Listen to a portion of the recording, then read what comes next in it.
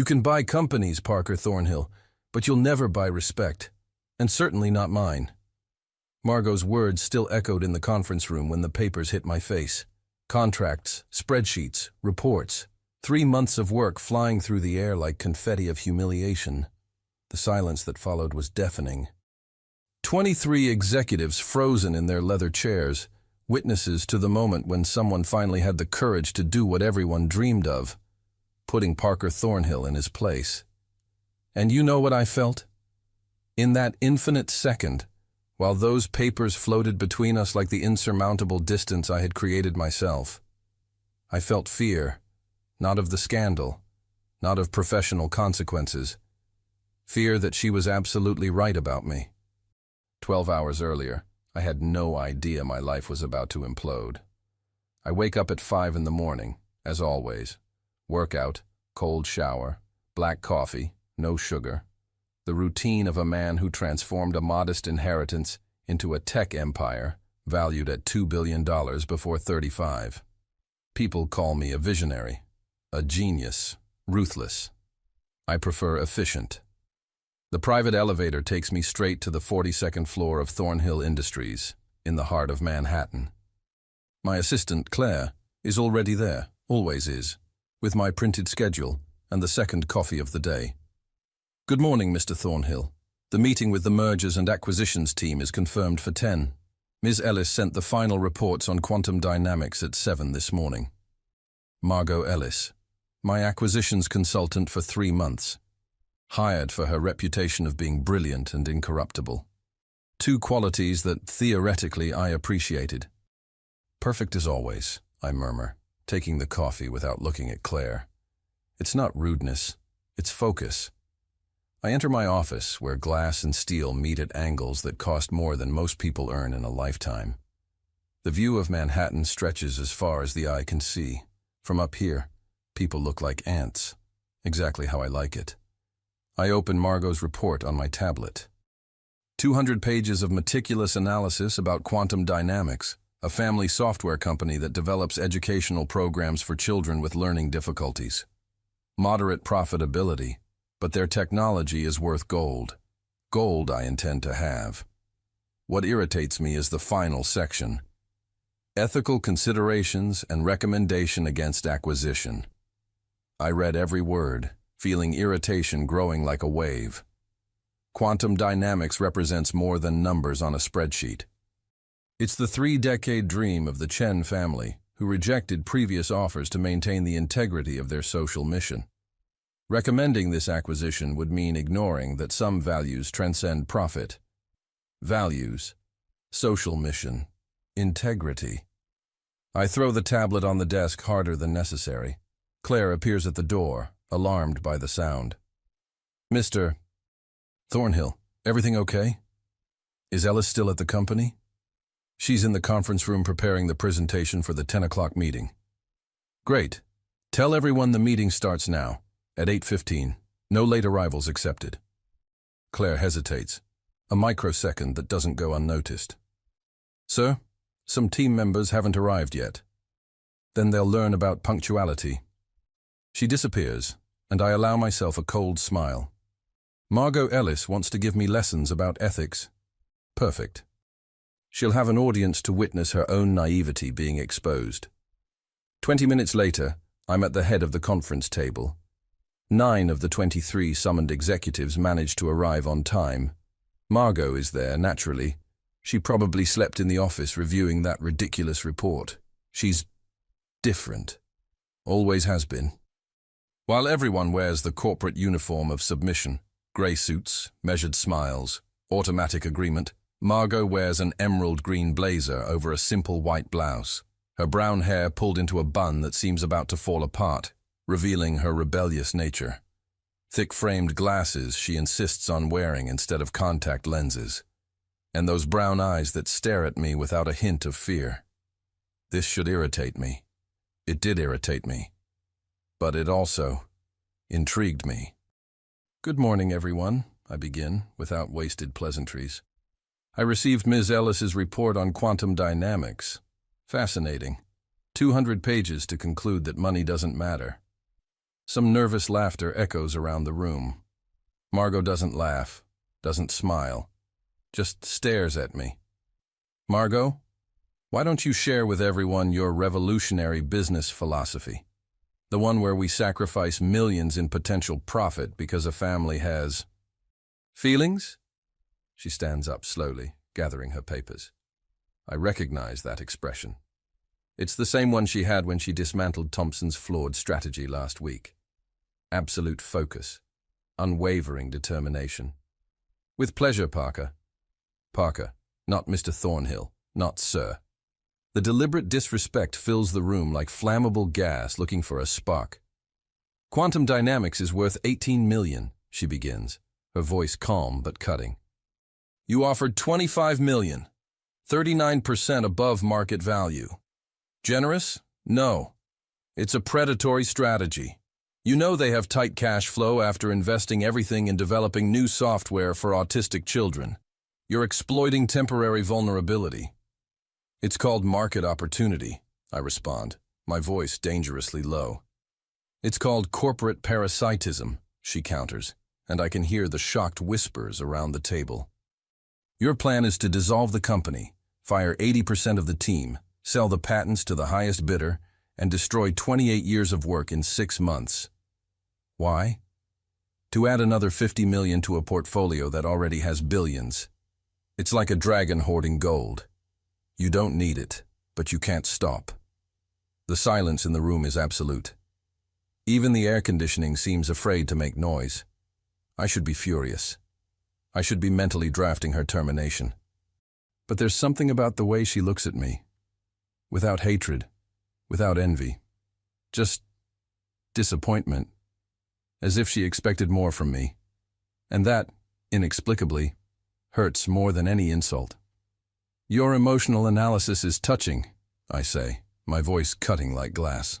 But you were hired to provide financial analysis, not moral sermons. Quantum represents exactly the kind of technology Thornhill Industries needs. If you don't have the stomach for the real world of business, perhaps you chose the wrong profession. Something changes in her eyes. The disappointment transforms into something warmer, more dangerous. You know what your problem is, Parker. She takes a step toward me, and instinctively, surprisingly, I want to back away. You confuse cruelty with competence. You think having no empathy makes you strong, when really it just makes you empty. Margot. I try to interrupt, but she's just getting started. You want to know why I recommended against this acquisition? It's not because I'm sentimental. It's because I'm smart. Quantum has loyalty contracts with 300 educational institutions. Contracts that specify that if there's a change of ownership that alters the company's mission, they can terminate without penalty. You acquire Quantum your way? You lose 60% of revenue in 90 days. But you didn't even read that far into the report, did you? Because you were too busy looking for reasons to publicly humiliate me. The silence now has texture. Dense, suffocating, embarrassing. She's right. I skimmed it, looking only for ammunition for this exact moment. So tell me, consultant, I say, each word poisoned, what would be your brilliant alternative? Ask nicely and accept a no. My alternative, she responds, her voice trembling slightly, with anger, I realize, not fear, would be for you to stop acting like a megalomaniacal tyrant long enough to consider a partnership. A real merger, where Quantum maintains its autonomy and mission, and Thornhill provides capital and infrastructure. Everyone wins. But that would require you to see people as more than pieces on a board. It would require humanity. She practically spits the last word, and something inside me breaks. Humanity doesn't build empires, I say, standing up. I'm 6 inches taller than her, and I use every one of them to intimidate. Humanity doesn't transform failing companies into market leaders. Humanity is a luxury for people who can afford to lose. I don't lose, Margot. Never. Then you've already lost everything that matters. And then she does it. She lifts the stack of reports, months of work, hundreds of hours, and throws it all in my face. Papers explode between us. Some float gently, others fall like stones. One cuts my cheek, a small scratch that stings more than it should. The sound is surreal. The whisper of paper, someone's muffled gasp, my own accelerated breathing. "You can buy companies, Parker Thornhill," she says, her voice finally breaking, tears of frustration, not sadness, shining in her eyes. "But you'll never buy respect, and certainly not mine." I quit. She grabs her bag and walks toward the door. 23 pairs of eyes bounce between us as if watching a slow-motion accident. "You can't quit," I hear my own voice, strangely distant. "I'm going to fire you." Margot stops at the door, looks back one last time. Too late. And you know what? I feel sorry for you. Because one day you'll wake up in your empty apartment, at the top of your empty skyscraper, surrounded by your empty money, and you'll realize you spent your entire life winning wars that didn't matter. And you'll have no one to blame but the man in the mirror. She leaves. The door closes with a soft click that echoes like thunder. I stand there, papers at my feet, blood on my face, 23 witnesses to my humiliation. And for the first time in 15 years, since I built this empire from scratch, since I learned that emotions are weaknesses and vulnerability is suicide, I don't know what to do. The papers stay on the floor for exactly 7 minutes. I know because I stand there frozen, watching the second hand on my Patek Philippe make its relentless circles. 23 executives remain paralyzed, waiting for me to explode, to rage, to do something that makes sense in the carefully constructed universe where Parker Thornhill always has control. I do none of those things. "Meeting adjourned," I say quietly. Too quietly. They scatter like frightened birds, leaving behind coffee cups and the wreckage of my reputation. Claire hovers at the door, uncertain whether to speak or flee. "Should I call Ms. Ellis back?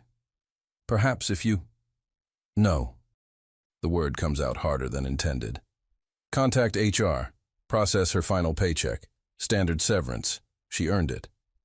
Claire nods and disappears, leaving me alone with 200 pages of truth scattered across Italian marble. I bend down, start gathering the papers with mechanical precision. My hands shake. When did they start shaking? Each page I collect feels like picking up pieces of a mirror that's shown me something I didn't want to see. Page 47. Detailed analysis of the Chen family's 30-year journey. Page 92. Testimonials from parents whose autistic children learn to communicate using quantum software. Page 163. Projected devastation to 300 schools if the acquisition proceeds as planned. She did her homework. She always did. I sit on the floor. Parker Thornhill, billionaire, sitting on the floor of his own conference room like a child who broke his favorite toy. The cut on my cheek has stopped bleeding, but I can still feel it.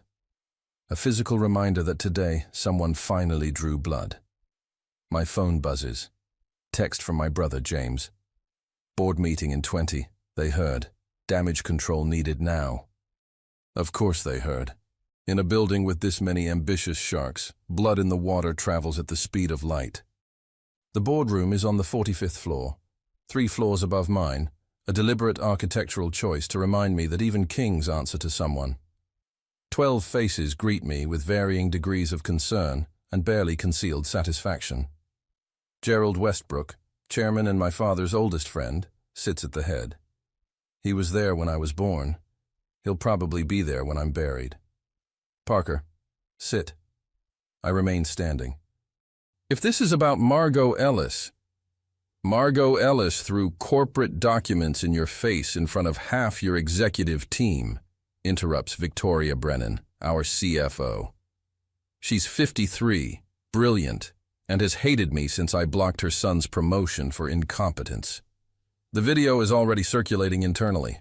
By tonight, it'll be on every business blog in Manhattan." Video? My blood goes cold. Gerald slides his tablet across the table. I watch myself, watch Margot, watch everything fall apart in high definition, filmed by someone's discreetly positioned phone. "Humanity doesn't build empires," my recorded voice says, dripping with contempt. Then you've already lost everything that matters. Margot's voice responds, steady despite the tears. The papers fly. The silence falls. I look small. Despite my height, despite my custom suit, despite everything I've built. I look small and cruel and exactly like what she called me. Empty. Turn it off, I say. The media hasn't picked it up yet, says Richard Chen. No relation to the Quantum family, unfortunately. We have maybe 6 hours before this becomes a PR nightmare. We need a statement, an apology, something. I'm not apologizing for doing business. You humiliated a respected consultant for having a conscience, Victoria snaps. That's not business, Parker. That's ego. Gerald raises his hand, silencing her. The Quantum deal is off the table. Effective immediately. You can't. We can. We are. The board votes 8-4 to abandon the acquisition. He looks at me with something worse than anger, disappointment. Your father built this company on innovation and integrity. You've built it higher, faster, richer, but somewhere along the way, you forgot the foundation. My father nearly bankrupted this company being ethical, I say, the old wound opening fresh. I saved it. You did, Gerald agrees softly. And in the process, you've become the very thing he was trying to avoid. Someone who measures worth only in dollars. The words hit harder than Margot's papers. I want Ellis back, I say suddenly, surprising even myself. Whatever it takes. Victoria laughs. Actually laughs. She quit. Publicly. Spectacularly. Why would she come back? Because... I stop. Why would she?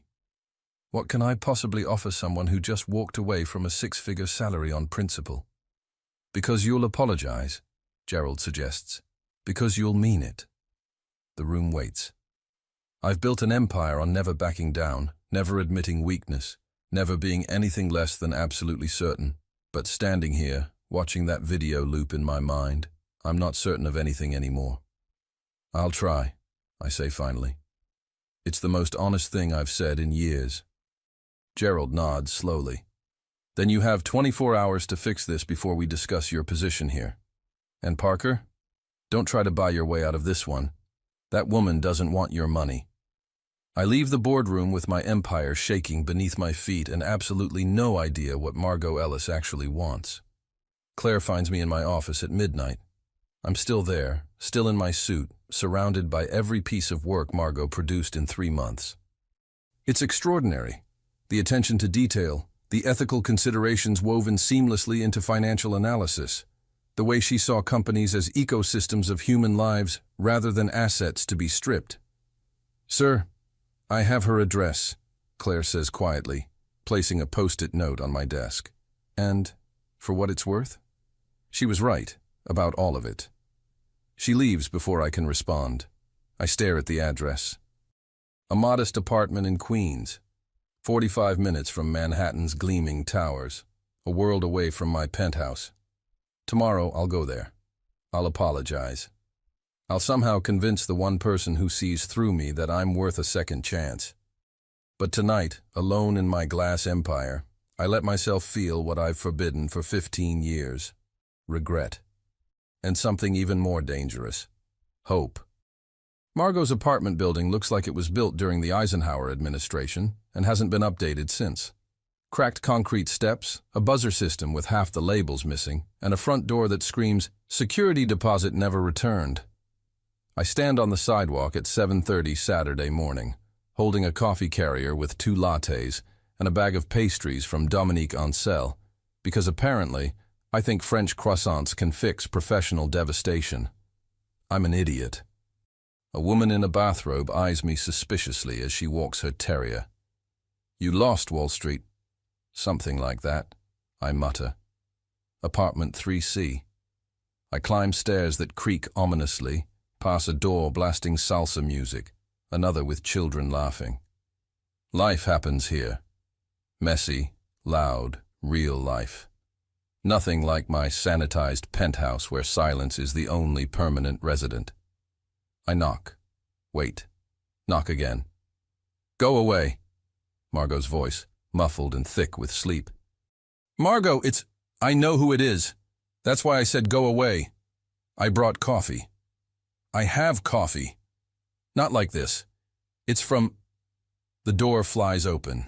Margot stands there in an oversized NYU t-shirt and flannel pajama pants covered in tiny cartoon pandas.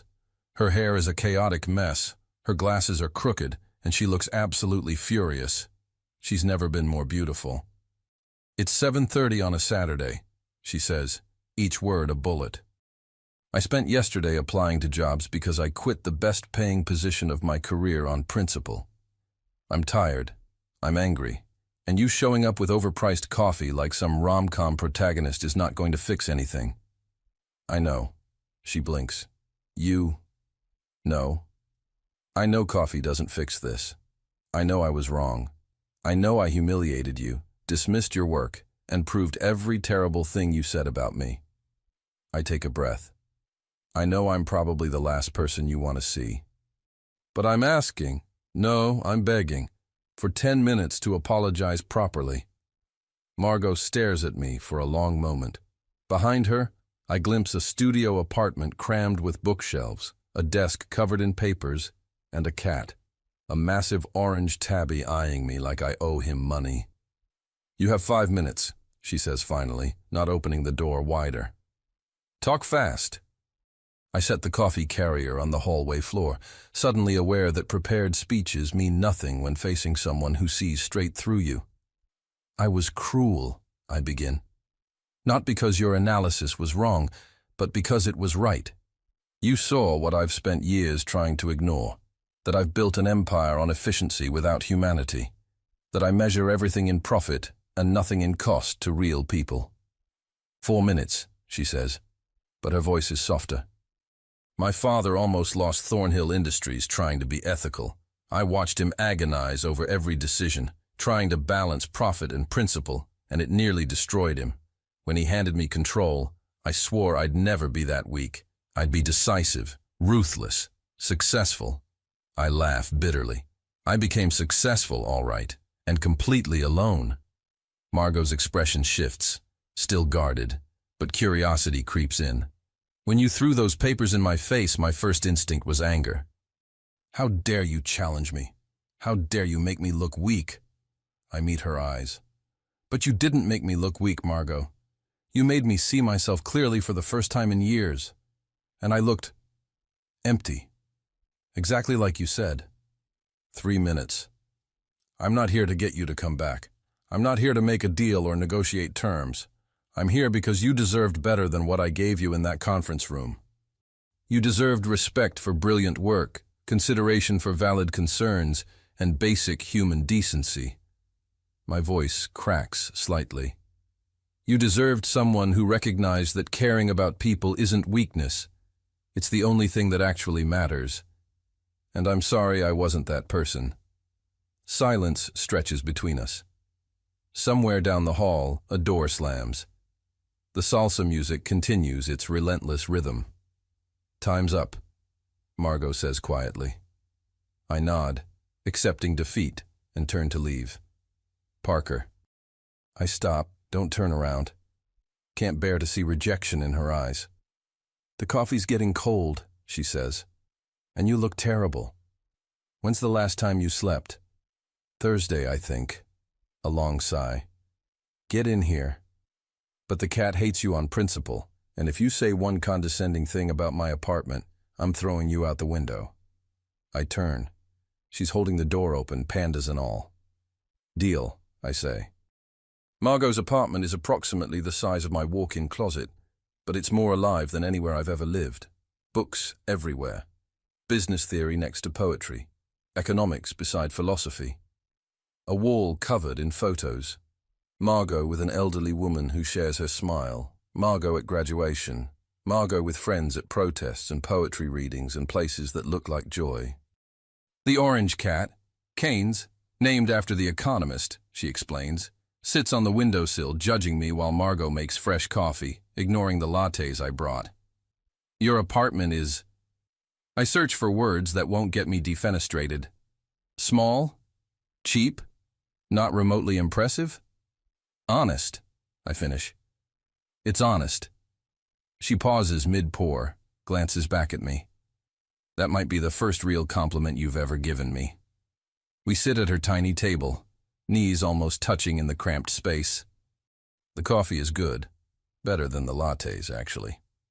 She drinks hers black with 1 sugar, and somehow that detail feels intimate, important. The board made me drop the quantum deal, I say.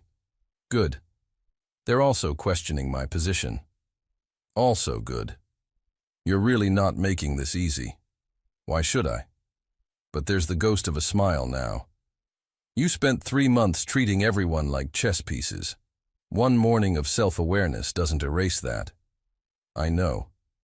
I cup the mug, letting the heat ground me. But I want to change. I need to change. And I think I need help. Therapy is helpful, she suggests. I have a great therapist's number. I need you. The words hang there, meaning more than I intended. Margot sets down her mug carefully. Parker, I can't work for you again. I won't be your moral compass for a paycheck. Not as an employee, as... I struggle. A consultant, independent. You set the terms, the boundaries, the rules. You take the projects you believe in and reject the ones you don't. But you help me see what I've been blind to. Why would I do that? Because underneath the tyrant, you saw someone worth saving. You wouldn't have been so angry otherwise. I risk reaching across the table, stopping just short of her hand. And because maybe, if you help me become better, we can do something that actually matters. Together. Margot looks at my outstretched hand, then at my face, searching for something. I'll think about it, she says finally. But Parker, if I do this, things change. Really change. No public humiliations, no dismissing ethics, no treating people like they're disposable. Agreed. And you do that therapy thing, seriously. Agreed. She finally shakes my hand. Her grip is firm, warm, and feels like a lifeline I didn't know I needed. Now get out, she says, but she's smiling. I have job applications to delete. I leave with hope and coffee, and the first real friendship I've had in years, and absolutely no idea how dangerous it is to need someone this much. Monday morning, Margot walks into Thornhill Industries like she owns the place. She doesn't use the main entrance. Too much risk of running into gawking employees who witnessed her dramatic exit. Instead, she meets me at the private elevator at 6 a.m., holding her own coffee this time, and wearing a navy blazer that means business. Ground rules, she says before the doors even close. No good morning, no small talk. Pure Margot. I'm listening. First, I report to the board, not to you. Gerald already approved it. You don't get to fire me when I tell you uncomfortable truths. The elevator climbs. My stomach drops. Agreed. Second, I audit every potential acquisition for the next 6 months. If I say no, it's no. No arguments, no override, no going behind my back to the board. That's asking me to give up a lot of control. That's asking you to trust someone else's judgment for once in your life. She looks at me directly. Can you do that? The old Parker would have balked, negotiated, found a loophole. The new Parker, the one who spent the weekend in therapy's waiting room and actually showed up, takes a breath. Yes. Third, weekly check-ins, just you and me. No performance reviews, no business agenda. You tell me how you're really doing, and I tell you when you're sliding back into tyrant mode. That sounds suspiciously like friendship. It's accountability. But her lips twitch. Friendship is extra. The elevator dings. 42nd floor. My empire, now with adult supervision. One condition of my own, I say as the doors open. Margot raises an eyebrow. You teach me. Not just what to do, but why. How to see people instead of assets. How to build something that matters beyond profit margins. I pause. How to be someone worth working with instead of someone people tolerate for a paycheck. She studies me for a long moment. That's going to take more than 6 months. Good thing you're not going anywhere. Presumptuous. But she's smiling as we walk into my office. Claire nearly drops her coffee when she sees Margot. Ms. Ellis, you're back? Independent consultant, Margot corrects. Which means I need an office. Nothing fancy. Just a desk, a door that locks, and coffee that doesn't taste like regret. I'll see what I can arrange. Claire looks at me for confirmation. I nod. Whatever she needs. And Claire? Send a company-wide email. Margot Ellis is consulting on all major projects. Anyone who has a problem with that can schedule an appointment to discuss it. With her, not me. Claire's smile could light up Manhattan. Right away, sir. When she leaves, Margot turns to me. That was almost humble. Don't get used to it. Too late. Our first real test comes Wednesday afternoon. Marcus Holloway from Acquisitions wants to present an opportunity. A struggling pharmaceutical company with promising drug patents. The kind of deal I would have jumped on 3 weeks ago. Margot and I sit across from Marcus in the conference room. Same room where everything fell apart. Someone cleaned up the papers, but the memory hangs in the air like smoke. Biogenics Labs, Marcus begins, pulling up slides. Hemorrhaging money, terrible management, but they're sitting on 3 patents that could be worth billions. We acquire at bargain prices, strip the assets, sell the patents to Pfizer. Clean profit of $200 million. He looks pleased with himself. I feel Margot tense beside me. What happens to Biogenics' research team? She asks. Irrelevant. We're buying patents, not people. Those people created the patents. What are they working on now? Marcus checks his notes, clearly not having considered this relevant. Some experimental treatment for pediatric leukemia. Years away from viability, massive development costs, no guaranteed FDA approval. So we'd be killing cancer research for profit, Margot says flatly. We'd be making a smart business decision, Marcus counters, looking at me for support. 3 weeks ago, I would have given it. Now I see what Margot sees.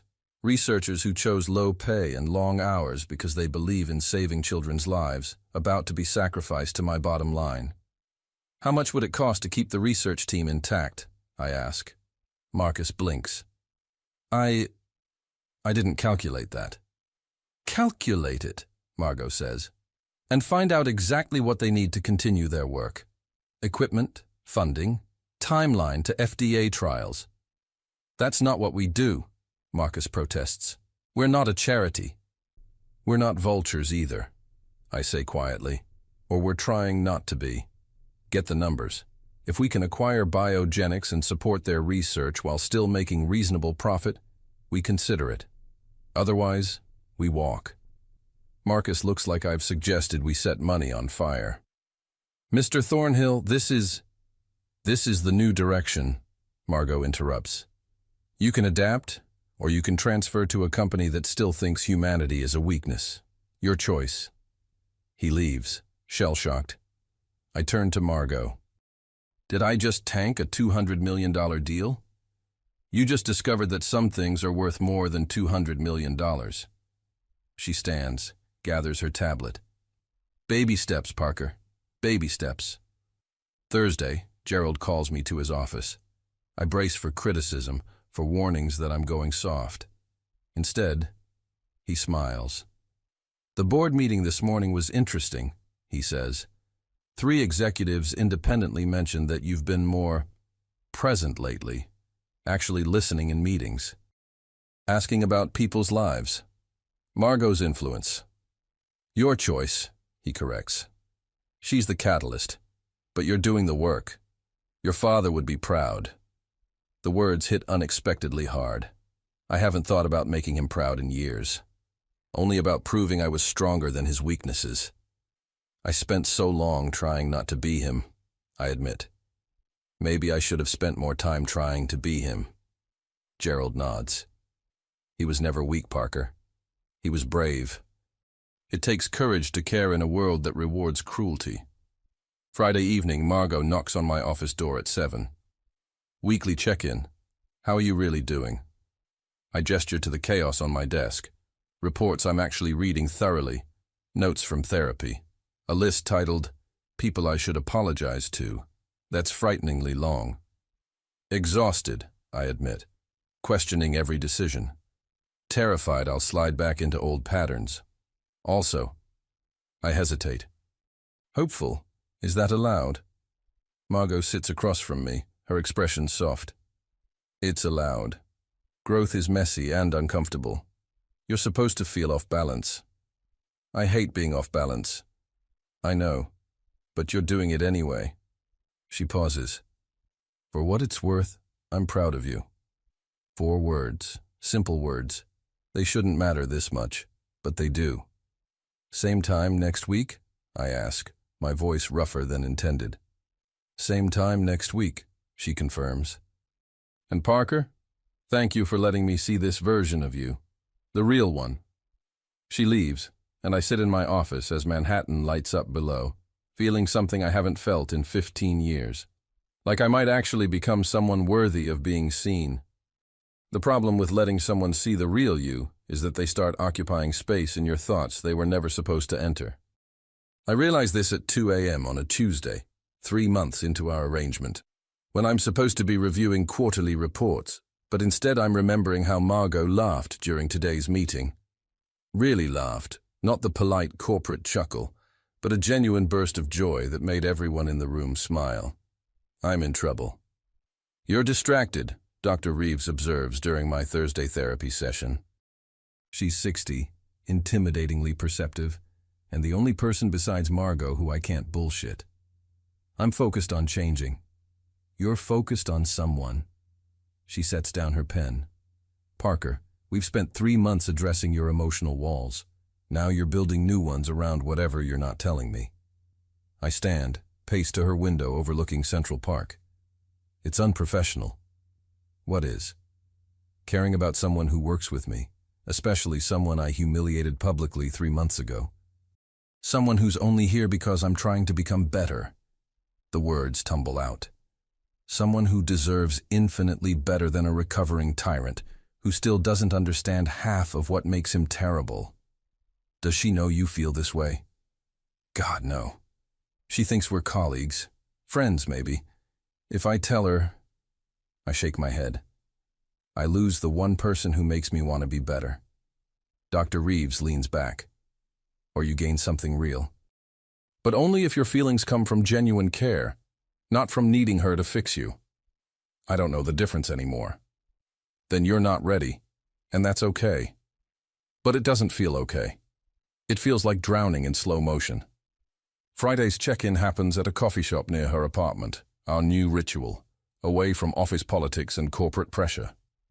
Margot orders a cappuccino with cinnamon. I order black coffee and the courage to act normal. Biogenics update, she says, pulling out her tablet. Their leukemia treatment entered phase 2 trials. FDA is optimistic. Marcus still thinks we're insane for keeping the research team, but the PR has been incredible. 3 major outlets ran stories about Thornhill Industries' new ethical direction. Because of you. Because of us. She looks up, catches my expression. What? Nothing. That's good news. She narrows her eyes. You're being weird. Weirder than usual. What's going on? Everything. Nothing. I'm falling for you, and it's terrifying and inappropriate, and I can't stop thinking about the way you take your coffee, or how you argue with passion instead of politics, or... Just tired. I lie. Late night reviewing the Chen proposal. The quantum partnership? Her face lights up. Parker, that's brilliant. A joint venture instead of acquisition, preserving their independence while expanding reach. When did you finalize this? Last night. I wanted to surprise you. Consider me surprised. She reaches across the table, squeezes my hand. This is exactly what I hoped you'd become. Someone who builds bridges instead of burning them. Her hand lingers a second too long. Or maybe I imagine it. Maybe I'm so desperate for connection that I'm manufacturing meaning in friendly gestures. I pull back first, safer that way. There's a gala next week, I say, changing subjects clumsily. Charity event for literacy programs. Board members are expected to attend. You should come. As your consultant? As my... what? Friend. The person I can't stop thinking about. As someone who'd probably enjoy an open bar and the chance to mock wealthy people's fashion choices. She laughs. That laugh. Sold. But I'm wearing my discount dress and comfortable shoes. No corporate Barbie transformation. Wouldn't dream of it. Liar. I'm dreaming of everything. The gala is black tie elegance at the plaza. I arrive in my standard tuxedo, prepared for 4 hours of networking, bland conversation, and strategic philanthropy. Then Margot walks in. She wasn't joking about the discount dress. It's simple, dark green, probably cost less than my cufflinks. But on her, it's perfect. Her hair is down for once, falling past her shoulders in waves I've never seen. The thick-framed glasses remain, because of course they do. She's the most beautiful woman in a room full of designer gowns and professional beauty. Stop staring, she murmurs when she reaches me. You look like you've seen a ghost. You look... I catch myself. Nice. You look nice. Wow, such eloquence. Remind me why you're successful. Because I'm good at building walls and terrible at admitting when they're crumbling. The evening proceeds predictably until Victoria Brennan corners us near the champagne fountain. She's with her son, Trevor, the incompetent idiot I blocked from promotion, now working at a competitor. Parker, Margot. Victoria's smile is sharp. How cozy you two have become. The whole company is talking about your partnership. The way she says partnership drips with insinuation. Ms. Ellis is an invaluable consultant, I say evenly. Oh, I'm sure she is. Trevor smirks. Must be nice having the boss's ear, and apparently his every waking thought. Margot's hand tightens on her champagne glass. Excuse me? Come on, everyone knows why you're really back. Parker Thornhill doesn't change for business reasons. He changes for... Careful, I interrupt, my voice dropping to dangerous levels. Finish that sentence and you'll regret it. Truth hurts? Victoria interjects. You humiliated this woman publicly, then suddenly discovered ethics right when she became available? Please, we all see what's happening. What's happening, Margot says, her voice ice, is that Parker is becoming a better leader, and you can't stand that it happened without your input. Now, if you'll excuse us, we have actual charitable work to discuss with people who understand what charity means. She takes my arm, steers me toward the balcony. Her hand trembles slightly. Outside, Manhattan glitters below us. The November air is sharp, sobering. Is that what everyone thinks? She asks quietly. That I'm back because we're... That you're changing, because you want. Does it matter what they think? Yes, she turns, eyes bright with anger. Because if people think this is some romantic redemption story, they won't take the actual work seriously. They won't see that companies can change ethically. They'll just see a powerful man getting what he wants. Again. She's right. Of course she's right. And I hate it. Then we prove them wrong, I say. We keep working, keep improving. Let the results speak louder than gossip. Can you do that? Ignore what people say? I've ignored worse. She studies me, and I feel exposed in ways that have nothing to do with Victoria's accusations. Parker, are they wrong? The question hangs between us like a confession waiting to happen. I could lie, should lie. Preserve the working relationship, maintain boundaries, protect us both from complicated emotions. Instead, I tell the truth. I don't know anymore, I admit. I know I need to change. I know you make me want to be better. But whether that's because you're a brilliant consultant or because you're... I stop. I'm trying not to answer that question until I'm sure my motives are right. Margot's expression softens. That might be the most emotionally intelligent thing you've ever said. Therapy is expensive but effective. Parker, She stops as music drifts from inside. A slow song, couples pairing off. We should go back. But neither of us moves. Or we could stay here, I suggest. Away from gossip and expectations. Just two people who are trying to figure out what they're building. Is that what we're doing? Building something? I hope so. Margot takes a breath, then another. Ask me again in 6 months. When you're sure about your motives, and I'm sure you won't break my heart because you panicked about feelings. That's fair. Until then, we're colleagues who happen to care about each other. Professionally. Professionally, I echo. We both know it's a beautiful lie. The article drops on a Wednesday morning in March, 6 months after Margot threw papers in my face, and 4 months after I stopped pretending I wasn't in love with her. Thornhill's transformation. Genuine change or elaborate seduction. Business Insider, front page. I read it standing in my kitchen, coffee growing cold in my hand, watching my carefully rebuilt reputation crumble in real time. Sources inside Thornhill Industries suggest CEO Parker Thornhill's much-publicized ethical awakening may be less about corporate responsibility and more about pursuing consultant Margot Ellis, who famously quit after Thornhill humiliated her last fall. He's never cared about ethics before, says one anonymous executive. Suddenly a beautiful woman calls him out and he's Mother Teresa. Please. There's more. So much more. Details about our coffee meetings, the gala, my therapy sessions. How did they even know about those? Every genuine attempt at change reframed as manipulation. Every policy shift as peacocking for attention. My phone explodes. Texts, calls, emails. The board wants an emergency meeting. Media outlets want statements. And Margot hasn't called at all. I arrive at the office at 7 to find her already in the conference room with Gerald and the entire board. Her face is unreadable, professionally blank in a way that terrifies me more than anger would. Parker, sit. Gerald's tone could freeze fire. I sit across from Margot. She won't meet my eyes. Is any of this true? Victoria demands, sliding the article across the table. Have you been using corporate reform as an elaborate dating strategy? No. Then explain why every major policy change coincides with getting closer to Ms. Ellis. Because she taught me to see beyond profit.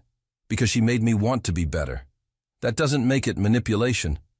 It makes it compromised, Gerald interrupts. Parker, I vouched for you.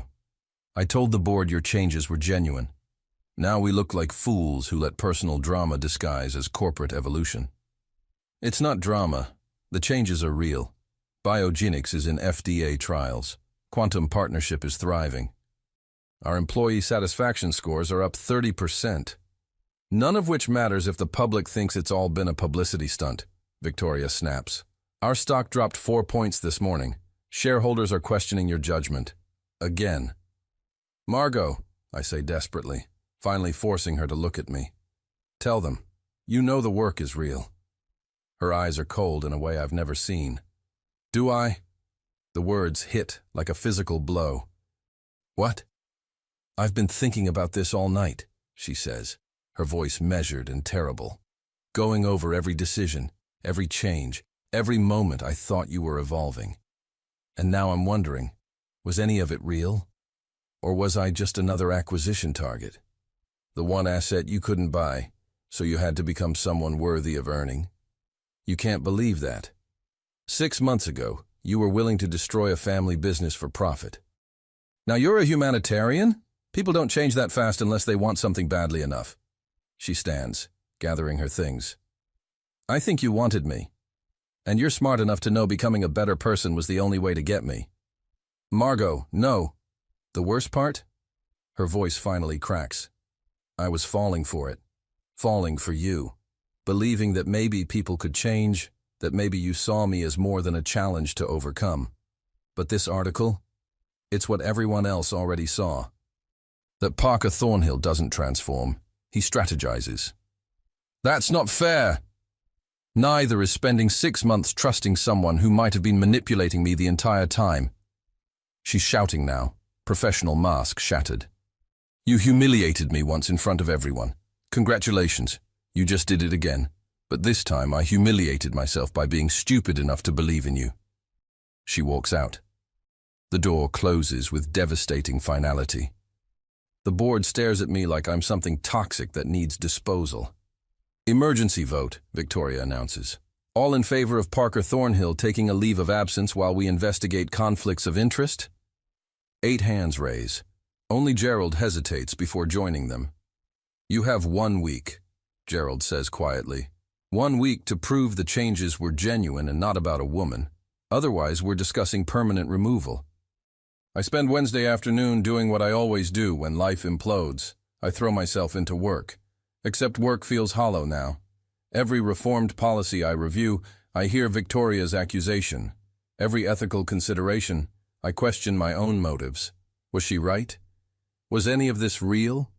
At 6 p.m., Claire knocks tentatively. Sir, Dr. Reeves called.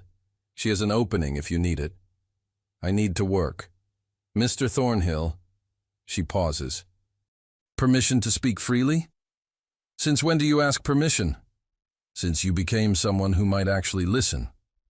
She sits, uninvited. I've worked for you for 8 years. I've seen you ruthless, brilliant, and completely empty. These last 6 months, you've been different. You remember my daughter's name now. You asked about my mother's surgery. You stopped treating people like furniture. Because I was trying to impress Margot. Bullshit. Claire never swears. The word stops me cold. You think I don't know the difference between performance and change? You're kinder when Margot's not around. You're patient when no one's watching. You reformed policies that don't affect her at all. She leans forward. Maybe Margot was the catalyst, but you did the work. Don't let one article and a bunch of cynical board members make you forget that. After she leaves, I sit in my office as darkness falls over Manhattan, Claire's words warring with Margot's accusations in my head. My phone buzzes. Text from an unknown number.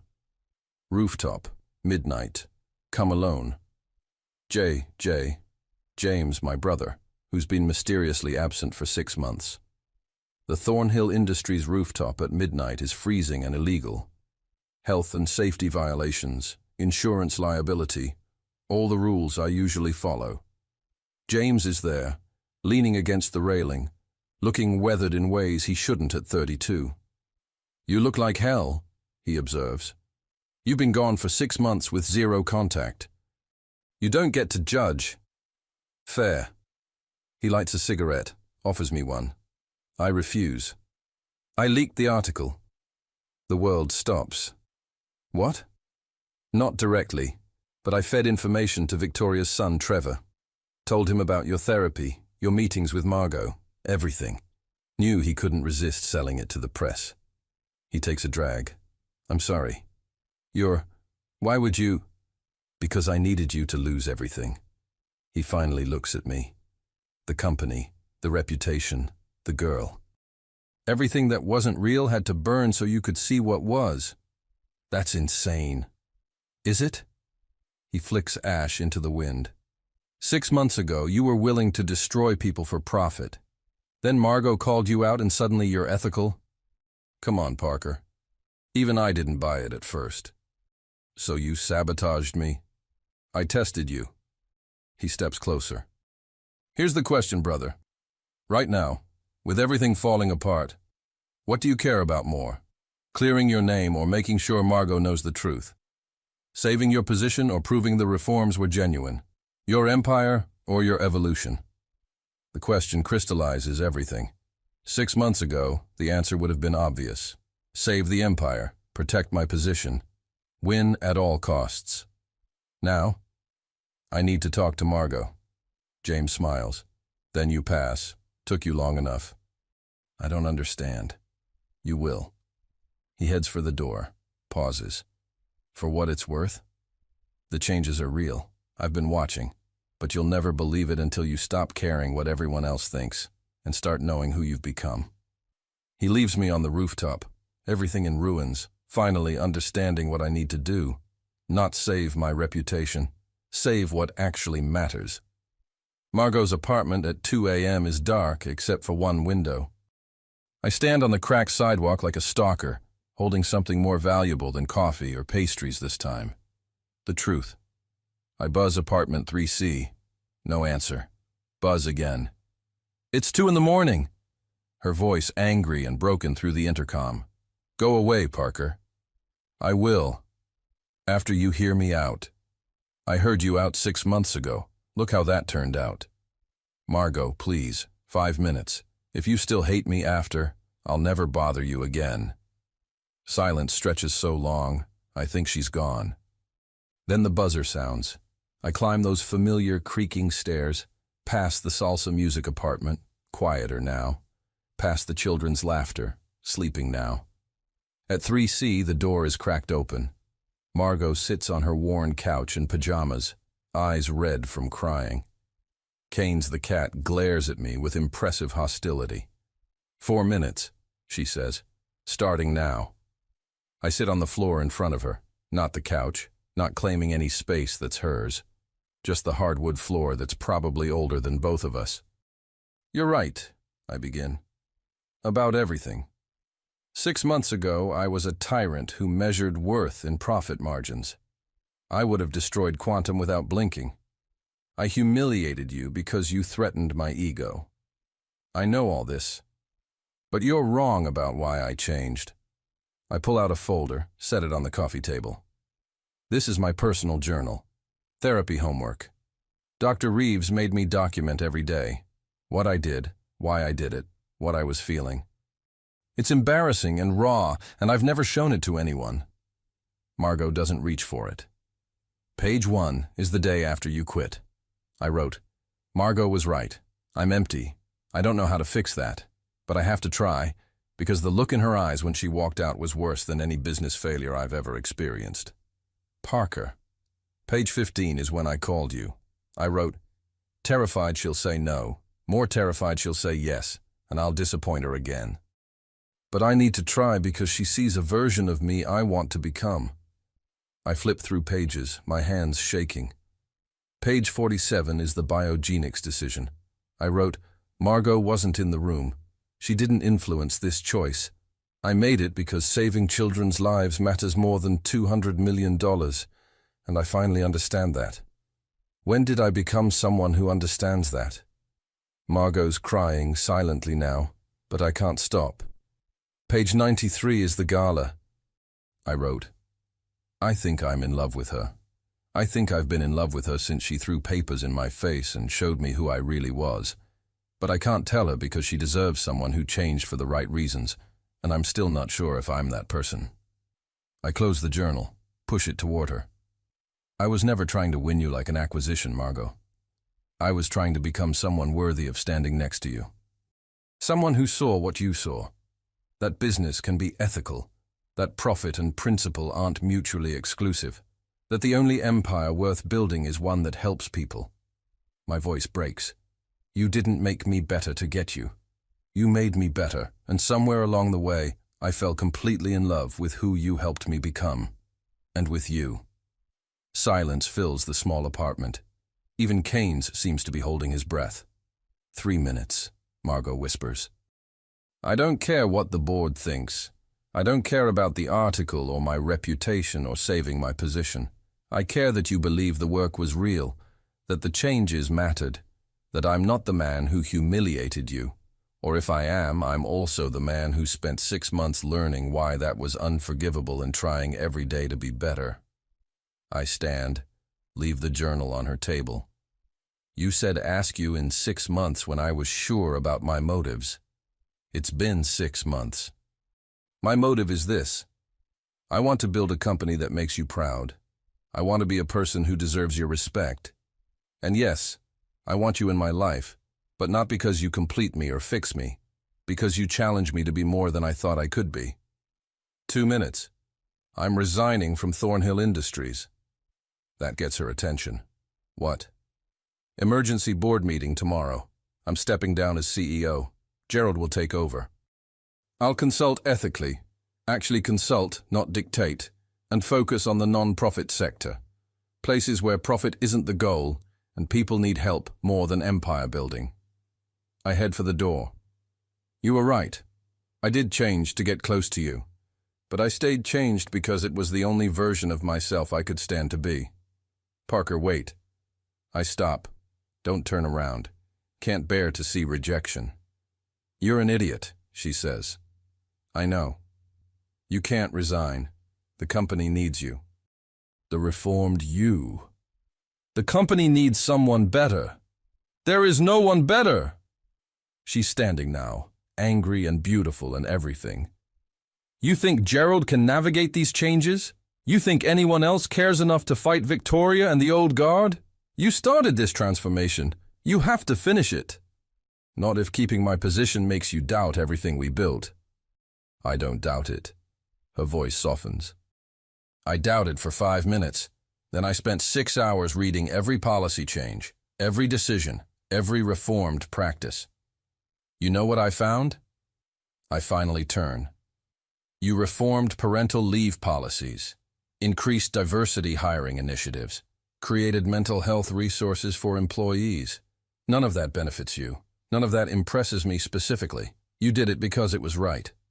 She walks closer. The article made me panic. Made me question everything because I was scared.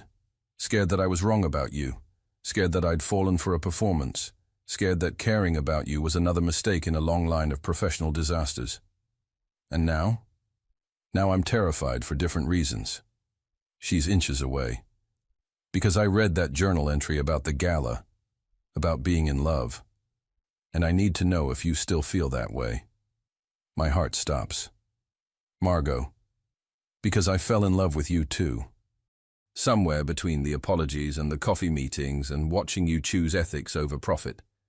I fell in love with your growth and your vulnerability, and the way you try so hard to be better, even when it's uncomfortable. She takes my face in her hands.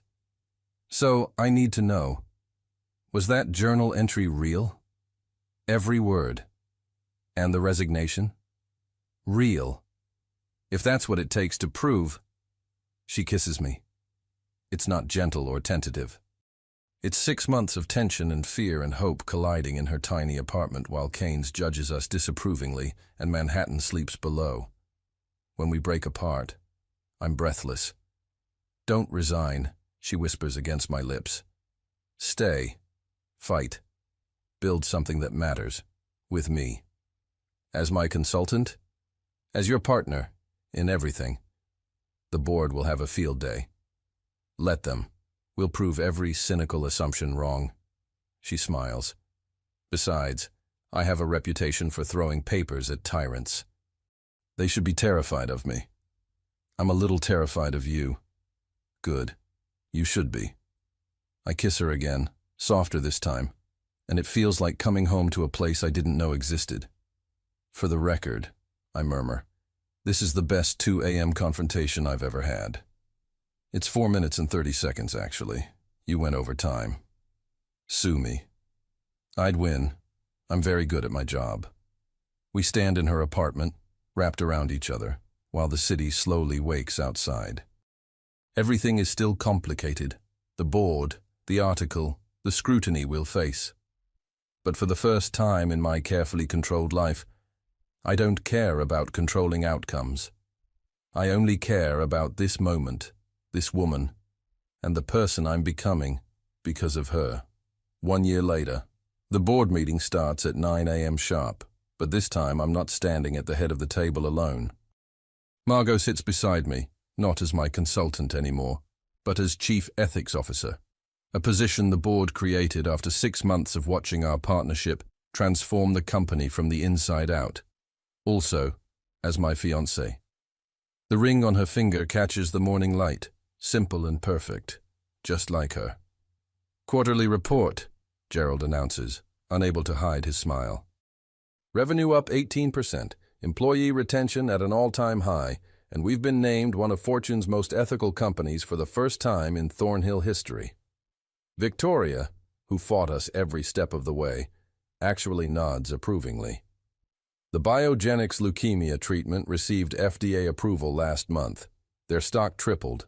Our investment is now worth 3 times the acquisition cost, and we're being hailed as visionary investors. Because we treated people like people instead of assets, Margot adds. Revolutionary concept. A few board members chuckle. A year ago, that comment would have been met with hostility. Now, it's just Margot being Margot, the moral compass they've learned to trust. The quantum partnership expanded to 12 more educational companies, I continue. We're developing adaptive learning software for underserved schools nationwide. Profit margin is lower, but impact is immeasurable, Gerald finishes.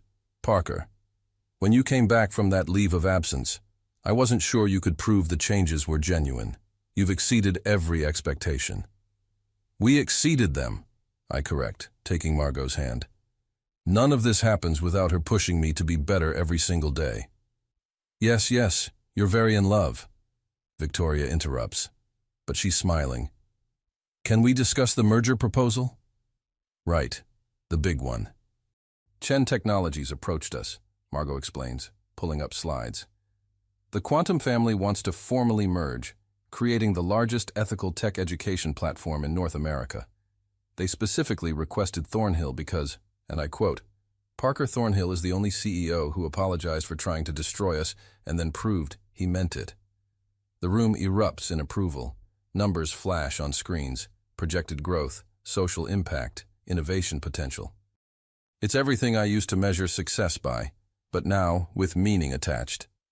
All in favor? Gerald calls. 12 hands raise, unanimous. Meeting adjourned, Gerald announces. And Parker, your father would be incredibly proud. As everyone files out, Margot and I remain seated. You okay? She asks softly. I'm thinking about that conference room. Exactly 1 year and 2 months ago. Papers everywhere. Blood on my face. Everything falling apart. Best day of your life? Second best. I kiss her hand. Best day was when you took me back at 2 a.m. and told me to stop being an idiot. Technically, I said you were an idiot. Slight difference. I'm still an idiot, just a better informed one. She laughs, and the sound still makes my world stop. That evening, the rooftop. We're back where James orchestrated my reckoning, but this time legally with permits and fairy lights Margot insisted on for what she mysteriously called a celebration. The whole company is here, 300 employees, from executives to interns, gathered for what they think is a standard corporate party. Speech! Someone shouts. I take the microphone, pulling Margot close. A year ago, I was a tyrant who measured worth in profit and treated people like spreadsheet entries. Then this incredible woman threw papers in my face and told me I was empty. Laughter ripples through the crowd. The video still circulates internally, not as scandal now, but as legend. She was right. I was empty, successful and miserable and completely lost. But she showed me that business could be different, that caring about people isn't weakness. It's the only real strength that matters. I turned to Margot. You challenged me when everyone else feared me. You believed in who I could become when I didn't believe in myself. You taught me that the best empire isn't built on crushing competition. It's built on lifting everyone around you. Margot's eyes shimmer with tears. So this celebration isn't about quarterly profits or merger approvals. It's about all of you. I address the crowd. Every person here who stayed when we reformed policies, who trusted the changes were real, who helped build something that actually matters. You're the empire, and I'm just grateful to be part of it. Applause thunders across the rooftop. Also, I add, Margot and I are getting married next month, and you're all invited. Open bar, she insisted. The applause becomes cheering. Someone starts chanting, kiss, kiss, kiss. Peer pressure, Margot murmurs. The worst kind, I agree. I kiss her while 300 people cheer, and Manhattan glitters below, and somewhere I imagine my father smiling.